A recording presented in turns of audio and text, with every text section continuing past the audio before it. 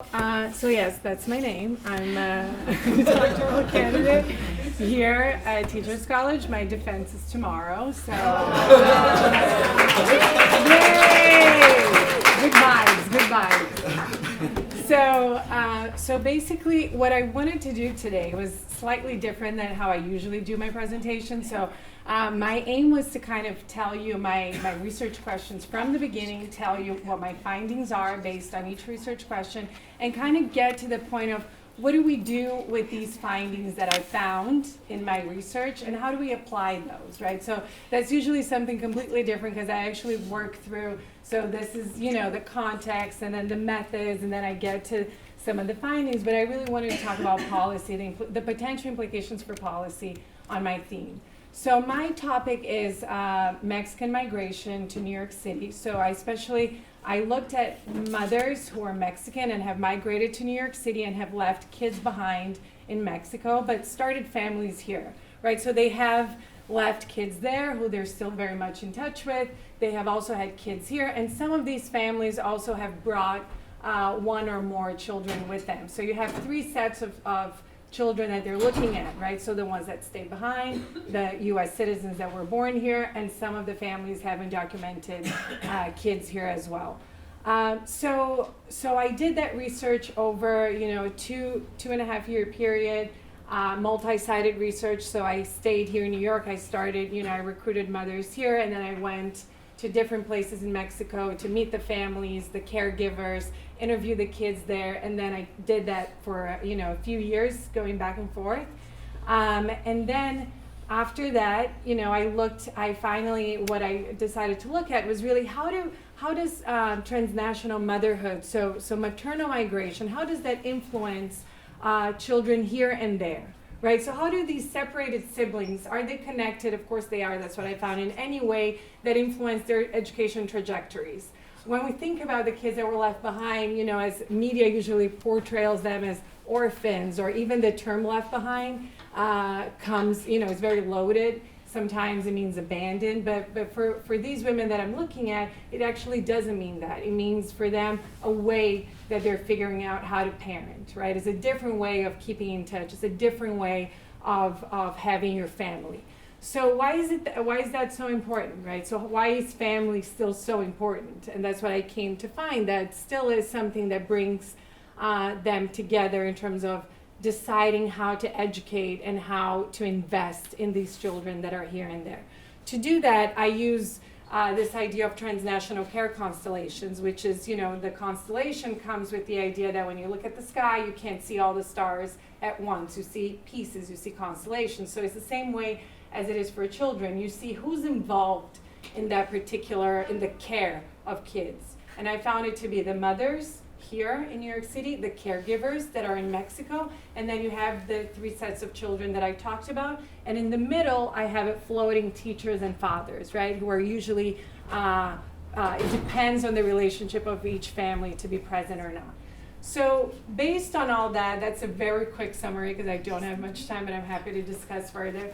But based on that, why in the world, in the situation that we are now with immigration policy, very much, as I feel like every year when I talk about that, I always say very much at the forefront because it always is, right? It's just in different situations. But now with how, everything that's going on with Obama and the administration, how can this particular study, how this ethnography that I spent so much time, doing and pouring my heart in it and trying to understand how these people function across borders, how can that contribute to a much larger federal immigration reform, right? Do they even talk to each other? Can my micro context data actually give any insight or input to a much larger immigration reform?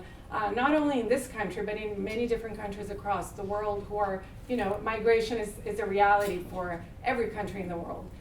So how can these pieces talk? And not only that, but also in Mexico, right? How can my findings about both sides of the border actually contribute to migration policies of Mexico, of remittance control, of how money gets used there, of how migration and the history of the borders is integrated into curriculum of these schools that kids are going there. So how all these pieces together, how can they talk to immigration policy? And I found that my contribution and the contribution of anthropology and applied anthropology in that sense is that we can look at a particular context that a larger immigration reform, which bases itself more or less on numbers of how many people come and how many people go, and the number of billions of dollars of remittances focus on, right? So I'm basically saying here with my findings that if you look at, specifically if you look at school and education in the both sides of the border, parents and caregivers are going through very similar experiences. We may think they're very different, but they're actually similar in the way that they're hardships.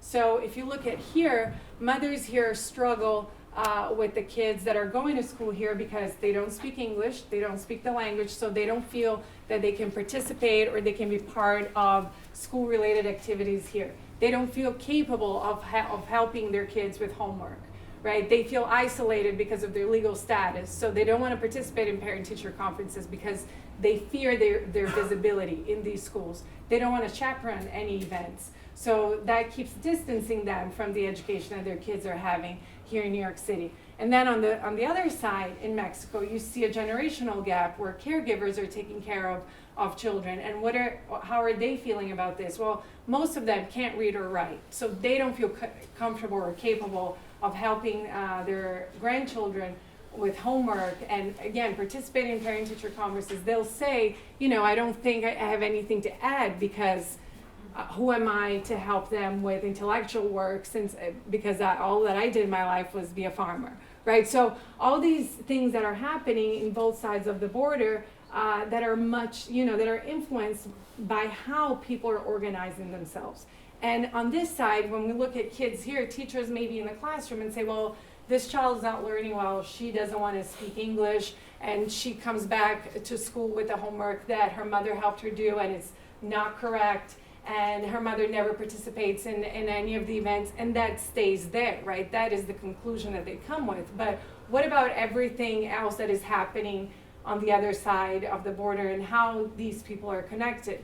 And it's a lot of work. I'm not saying, I can only imagine a teacher in a classroom having to get through all that information for each student, asking, well, where is your entire family? How are you guys organized? Who do you talk to? Who participates in your education, in your everyday education?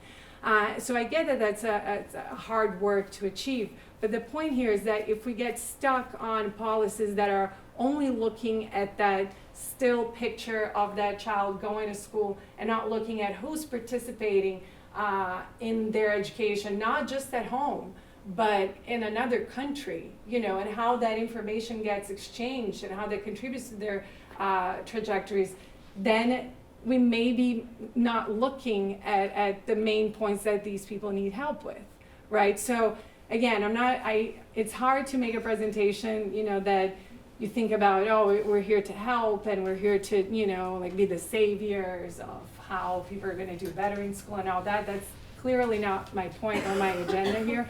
But it's really, immigration as a field has been dominated by sociologists and economists, right? Those are the heavy hitters in this field. So as anthropologists, we're able to go a lot further down in terms of how every day happens in these houses and how communication happens across borders. So one quick example is, again, if we think that they're so divided, right? If a part of the family is here in New York City and the other part is in Mexico, and that's not true. An example of that is most of the mothers here in New York City participate more in the school-related activities of their kids in Mexico than they do with their kids here, right? And how do they do that?